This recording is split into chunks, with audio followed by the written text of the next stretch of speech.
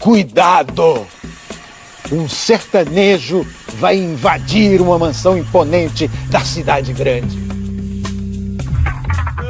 Dramática, plástica, pânica, cênica, cônica, cúbica, toda arte esdrúxula. Eu amanheço. Poética, apócrifa.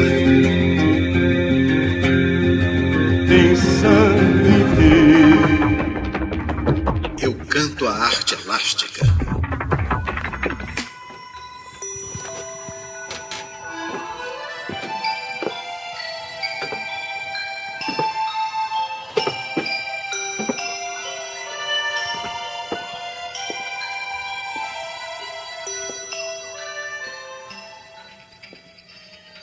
Pois não? Senhor, estou à procura da cadeira de Machado de Assis. Machado de Assis? Aqui? A cadeira do Machado de Assis... Não é aqui, não. Não posso fazer nada. Então Bom, qualquer uma serve. Posso então, pegar essa? Pode, pega essa aí. Qualquer cadeira, fica à vontade aí. Tá bom? Eu só não tenho do Machado de Assis, mas qualquer uma você pode pegar aí. Muito obrigado. Pois não.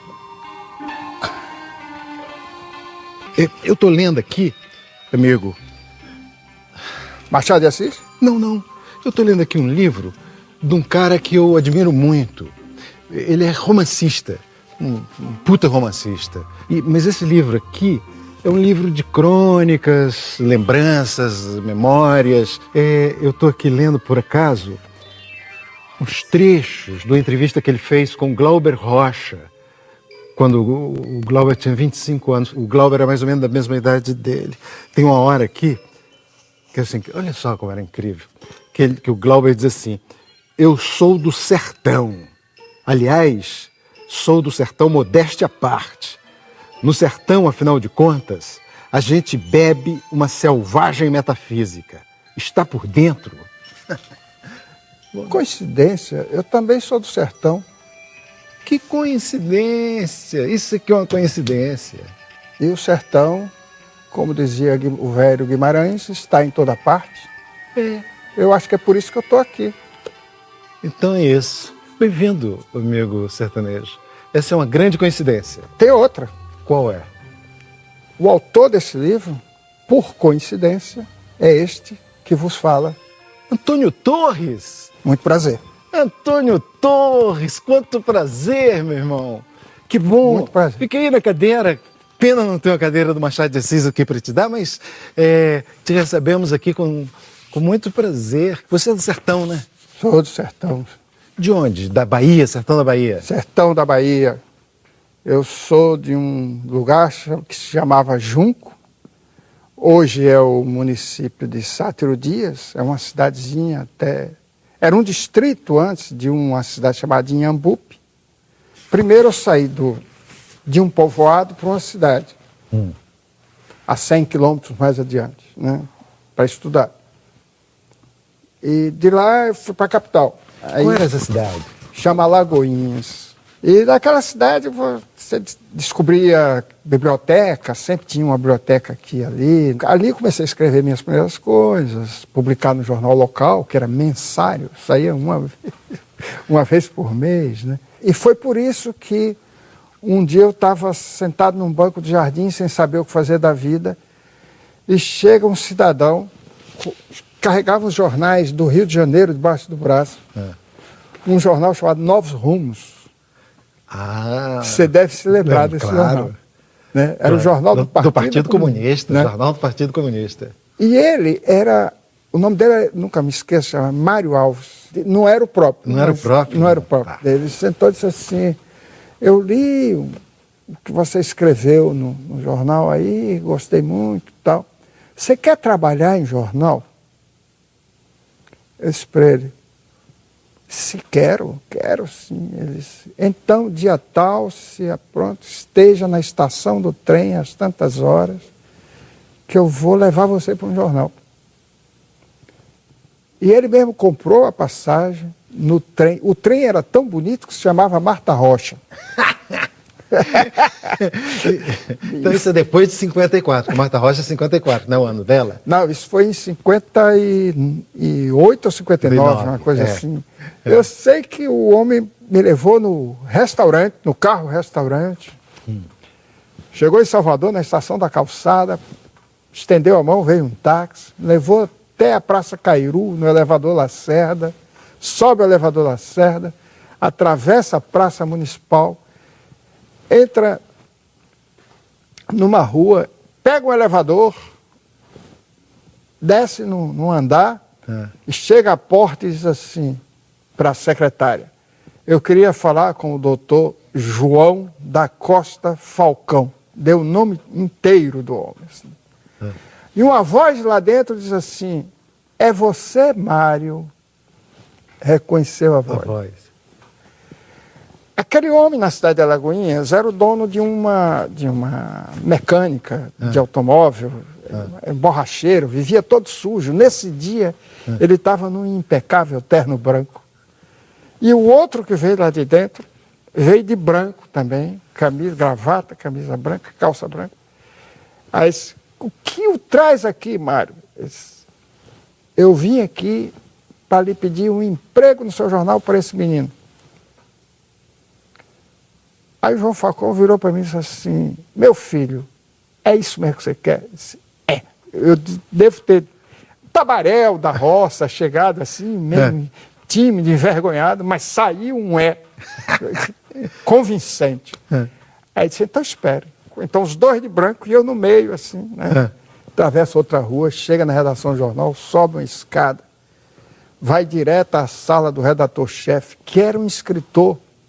Um escritor baiano, muito bom, chamado Ariovaldo Matos. Eu montei uma peça do Ariovaldo Matos. Não brinca. Juro, com o Grande Otelo, com o meu amigo Nelson Caruso e com a Rogéria. Pô, esse programa vai arrebentar na Bahia. Vai ser um bope. Uma peça do Ariovaldo Matos, cara. Ariovaldo Matos é uma glória baiana, rapaz, das letras baianas. E esse homem foi de uma importância para mim fantástica. Porque quando chegaram os dois, o meu patrocinador, né? o comunista, que era amigo do dono do jornal, do grande empresário João Falcão, né? E eu pensei que ele ia levar para escrever no Novos Rumos, não, no Jornal cara, do Partido. Ele me levou para o Jornal da Bahia, que estava arrebentando. Tinha um ano ou quê de circulação, mas estava arrebentando o Jornal da Bahia. E me leva à sala do redator-chefe e fala para Ari: arranja um lugar aí para esse menino aqui na redação. E foi embora, foram embora os dois, me largaram lá. Rapaz, me largou lá e aí o Ari me leva pro chefe de reportagem, que era o poeta. Um é ficcionista, outro poeta, João Carlos Teixeira Gomes, o Joca, né? Aí o Joca chama o Gato Preto. O Gato Preto era um colunista da noite, escreveu uma coluna chamada Enquanto a Cidade Dorme, Boêmia, e cobria o Cais do Porto. Aí o Joca disse: Gato Preto, vem cá. Era um catarinense que foi morar em Salvador.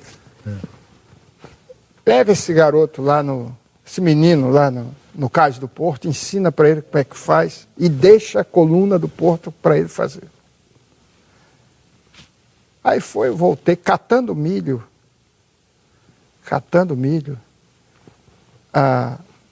entreguei 2 laudas. No dia seguinte eu volto pro jornal e estava ele esporrento, Joca. Até hoje eu digo isso para ele, é meu amigão, né? Eu aprendi muito com seus esporros, cara. Naquele tempo não tinha escola de comunicação, tinha esporro do chefe. O que ensinava era o esporro do chefe. Você já notou, falando em coincidência, que é igual como sigla? Escola de Comunicação, EC, esporro do chefe, EC. Você pode dizer hoje que você fez como é que chama? A SCB da Bahia, né? Esporro do chefe baiano, ou Escola de Comunicação da Bahia. A mesma sigla. Quando eu volto no segundo dia, o Joca está com os jornais. Salvador, naquele tempo, tinha 4 jornais. E aí o Joca disse assim, com as manchetes na mão, disse assim, você não viu nada no Cais do Porto. Tinha havido contrabando, tiroteio, o diabo, eram as manchetes de todos os jornais e eu não tinha visto nada. Eu digo, ai meu Deus, acabou minha carreira de jornalista, acabou agora, né? Mas por que você não viu? Porque você ficou escrevendo? Porque assim? eu fui lá onde o Gato Preto me levou, falar com o gerente lá do... Eu peguei os livros lá, atracou o navio tal, partiu, zarpou o navio tal. E aí fiquei ali restrito àquele boletim do dia, né? É. Já foi a primeira aula de jornalismo aquilo. Aí ele pegou, de castigo, me mandou para o necrotério Nina Rodrigues. Chego lá, tá um jovem estirado no estrado. Ficha do jovem, suicídio. Idade, 20 anos. Eu voltei para o jornal e disse, hoje o Joca não me pega. Eu tenho uma matéria. E cheguei lá, comecei todo entusiasmado, me lembrei de um poema de um poeta baiano chamado Godofredo Filho, que falava do absurdo de se morrer aos 20 anos. E comecei com isso. Chego para o Joca, ele todo atarefado, me empurrou para outro poeta, Jeová de Carvalho, que era o chefe da reportagem policial. Aí assunto policial. Me manda para... Eu chego, levo para o Jeová. O Jeová está lendo aqui. Quando chega o Ariovaldo Matos. Aí ele diz, Ari, olha que coisa bonita que esse menino fez aqui. O Ari começa a ler e fica indignado, e mete o dedo na minha cara, diz, você pensa que isso aqui é literatura, rapaz? Isso aqui é jornal. E aí o Jeová, mas Ari, olha só, é outra sensibilidade, é outra maneira de ver, é um texto poético. Aí o Ari disse, poético coisa nenhuma, né? Poético é coisa de viado, pô. É ser Bahia. É ser Bahia. Aí disse assim, eu digo, poxa, morri. Agora não tem jeito mais. Aí eles, menino, vem cá. Aí me leva na sala dele, mete a mão numa gaveta, tira um livro e diz assim, só me volta aqui quando tiver lido todo esse livro. Chamava Introdução ao Jornalismo, escrito por um autor norte-americano. A grande aula era a seguinte, você para escrever uma reportagem teria que responder as 5 perguntinhas clássicas. O que, quando, quem, como e onde. E aí eu descobri que fazer qualquer coisa na vida tem que responder a isso. Esse é o seu... Aí de Salvador, um ano depois, fui para São Paulo. Queria trabalhar na última hora. Levei um mês para atravessar o Vale do Anhangabaú, aquele movimento danado ali, eu morrendo de medo daquilo. Aí que cheguei lá, batei na porta, entrei e fiquei. Foi daí que veio essa lenda de que o baiano é lento. Foi dizer assim, não, uma vez teve aqui um escritor baiano, Antônio Torres, que levou um mês para atravessar o Vale do Anhangabaú. Aí pegou, até hoje você é o culpado. Você não sabe da maior. Eu fui lá, fui procurar um baiano. Aí eu cheguei, queria falar com o senhor Carlos Coelho. Aí me levaram. Quando eu chego à mesa do Carlos Coelho, eu vi que ele era importante pelo tamanho da mesa. A mesa era muito grande. E ele estava assim na máquina, escrever, de óculos. Aí quando me viu assim de pé diante dele, tirou os óculos, pois não. Aí eu disse, senhor Carlos Coelho, eu vim de Salvador, do Jornal da Bahia, e me disseram para ele procurar e tal, que eu queria trabalhar aqui e tal. Aí, ele olhou para mim, assim, mirou de cima a baixo, botou os óculos no lugar e disse, vem cá. Aí saímos, fomos ao botequim ao lado do jornal. Ele pediu um cinzano, estava muito fria, né, a noite muito fria, ele pediu um cinzano, assim. Aí disse, vai querer uma? Eu disse, não, vou tomar um café. Aí depois ele bebeu, conversou, fez perguntas. Quando ia voltando na porta do jornal, disse assim, olha, Eu jurei para mim mesmo que nunca mais ia dar uma chance para um baiano nesse jornal. Mas para você eu vou fazer vou abrir uma exceção. Eu disse, mas por quê? Ele disse, porque o último que veio aqui, que eu arranjei um emprego, pegou o jipe do jornal, um fotógrafo, fazia uma reportagem no subúrbio e nunca mais voltou.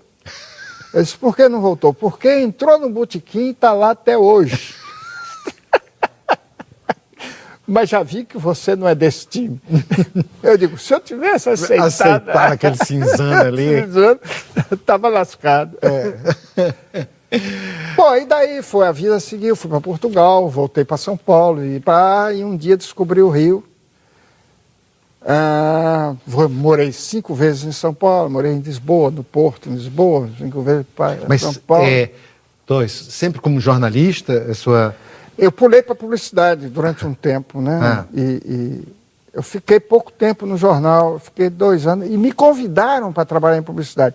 E aí eu entro, e a primeira campanha é premiada pelo primeiro Salão de Arte Publicitária da Folha de São Paulo, com a Associação Paulista de Propaganda. Ou seja, se você não senta naquele banco da praça em Alagoinha, essa história não estaria sendo contada aqui hoje. Temos que interromper o programa. Os marcianos invadem a Terra. Orson Welles mandou os marcianos embora. Volta o programa. Mas e o romancista, o ficcionista? O ficcionista vem antes disso tudo, né? Quer dizer, vem desde quando, na escola de minha infância, chega uma professora para inaugurar. Primeiro, a primeira professora me botou logo em cima de um palanque para recitar Castro Alves. Aure verde, pendão da minha terra, que a brisa do Brasil beija e balança, estandarte que a luz do sol serra, a divina promessa. Eu ali tremendo, com aquele papel na mão, achava que ia desmaiar, uma bandeira do Brasil aqui, e Castro Alves aqui, né? E quando eu olho o povão na praça, assim, as lágrimas descendo. Ô, ator bom danado! Na hora que eu descia ali, se você me perguntasse o que é que você vai crescer quando crescer, não tinha outra resposta. Não menos, não menos. Até chegar uma outra professora para inaugurar o prédio da escola rural e colocar o livro na mesa, botar a turma em fila, assim, abrir o livro e mandar ler em voz alta. E olha o que caiu para mim. Verdes mares bravios da minha terra natal, onde canta a jandaia na fronde da Carnaúba. Passou para o José de Alencar. Aí pronto. Olha essas coincidências. Hoje, você ocupa cadeira na Academia Brasileira de Letras. 23. Cujo patrono é José de Alencar. José de Alencar, esse que caiu nas tuas mãos por escolha da professora. Fundador da cadeira, Machado de Assis. Primeiro ocupante. Com essa sua primeira ambição de escritor, que era ser Castro Alves, você escreve poesia, escreveu poesia, passou pela poesia, escreve escondido poesia. Eu escrevi escondido. Mas um dia minha mãe achou. E foi uma esculhambação. Foi uma gozação terrível. Porque era um desbragado poema de amor de um garoto de 8 anos de idade. Erótico? Não, era de paixão mesmo, por uma garota eu morava na roça, uma garota da rua, né? Sabe? Uma menina muito bonita. E aí um professor de português, um dia virou para mim e disse assim: olha, o seu negócio não é a poesia, o seu negócio é a prosa. E eu costumo dizer o seguinte: o jornalismo me ensinou a ver o mundo. E a publicidade a contar isso rapidinho. Pode ver que meus livros são magros, meus textos são bem enxutos, né? E agora eu estou com a ambição de escrever um romance mais longo, né? Mais, correr todos os riscos da coisa mais prolixa, mais alentada, né? É minha ambição. O João Ubaldo, baiano como você, teria dito uma vez que também uma coisa assim que faltava a ele na carreira dele de escritor, faltava a ele um romance grosso. E foi aí que ele escreveu Viva o Povo Brasileiro. Foi o Pedro Paulo Sena Madureira, o editor, na Nova Fronteira, né? Que disse a ele isso? Que era meu amigo também, que é meu amigo também, porque faz muito tempo que eu não vejo, ele foi embora para São Paulo e tal. O Pedro Paulo disse para ele, poxa, vê se escreve um livro que fica de pé, né? Sabe? Um livro... E agora está na sua hora de escrever um livro grosso. Grosso, né? Meu livro tem 300 páginas. Essa Terra, eu levei 2 anos e meio escrevendo. Essa Terra é o seu livro mais conhecido, mais traduzido, é isso? É. É o mais Chegou traduzido. Agora ao Vietnã. É mesmo. Você já viu alguma edição assim? Eu tenho a do Vietnã. No Vietnã? É. Por que você sabe que é o seu livro? Porque você não deve entender. Não, porque me mandaram. Não, mas pode ter mandado outro, porque estava ali... Não, mas tem porque foi traduzido do francês. Eu me senti um escritor russo com essa história do Vietnã. Porque eu li os russos nas traduções do francês. Como eram aqui antigamente. E o Vietnã me traduziu do francês, porque lá não tem tradutor de português. Né? E aí você é um Tolstói agora no Vietnã. As coisas das referências críticas que tem lá, eu vi que são do Le Monde, são dos jornais franceses. Esse circuito que os escritores fazem e que você faz... Tudo isso começou aqui no Rio de Janeiro, em 1976. O João Antônio Loyola e eu. E o primeiro lugar que nos convidou foi a cidade de Campos. Naquele tempo era tudo muito amador. Era assim uma aventura. Né? Eu me lembro, para ir para Bauru mesmo, eu levei daqui 20 livros do Loyola, levei 20 meus, o João Antônio levou 20 deles. Quando chegou lá, venderam todos. Aí a gente sabia qual era o nosso teto. Era 20 livros per capita em cada cidade. Hoje não, as editoras é que mandam os livros para lá. Mas tem uma coisa, a maioria volta. É que nem aquele anúncio do meu tempo publicitário. Se Deus quiser, a minissaia vai voltar. Se Deus quiser, esse leitor das palestras vai voltar. E se for um leitor e vier de minissaia, melhor ainda. Melhor ainda. Torres, você, além do mais, é um contador incrível de histórias. Essa história que você contou, eu não posso dizer isso para você, eu nunca disse isso para um escritor. Essa sua história dava um livro. Mas olha só, Tonho Torres, e para terminar, e a academia? Poxa, estou adorando. Tem um capital de conhecimento ali fantástico. Fantástico. Assistir aquelas palestras. Casa do Machado. Me enriqueço muito ali. É sempre um prazer ler esse Sobre Pessoas, que é o título desse teu livro, que eu estava lendo quando você chegou. Porque eu faço isso, eu releio ele algumas vezes. Às vezes eu vou na estante, tiro, vou ler mais uma das histórias do Antônio Torres. Enfim, adoro esse teu livro. Você sabe que... Torres? Ué? Estava aqui o Torres? Estava aqui? Tônio, veio por ali.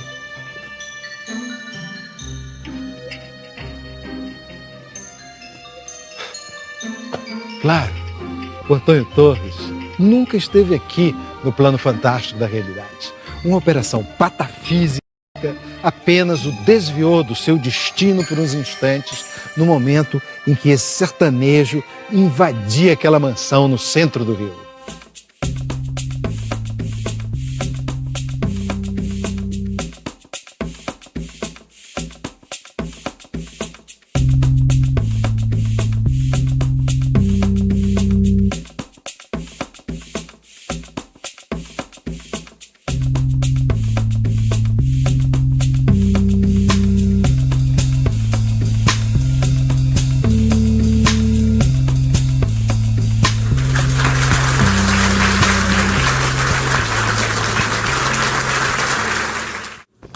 Aqui chega um baiano, que está longe de representar a Bahia da grande oratória.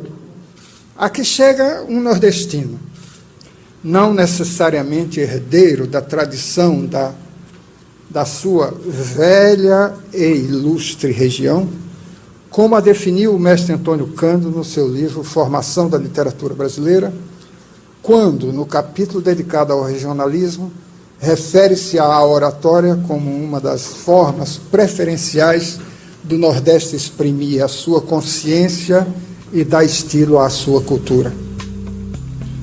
Portanto, chego à casa de Machado de Assis, descrita à perfeição por um de seus presidentes, o insigne Marcos Vinícius Vilas, como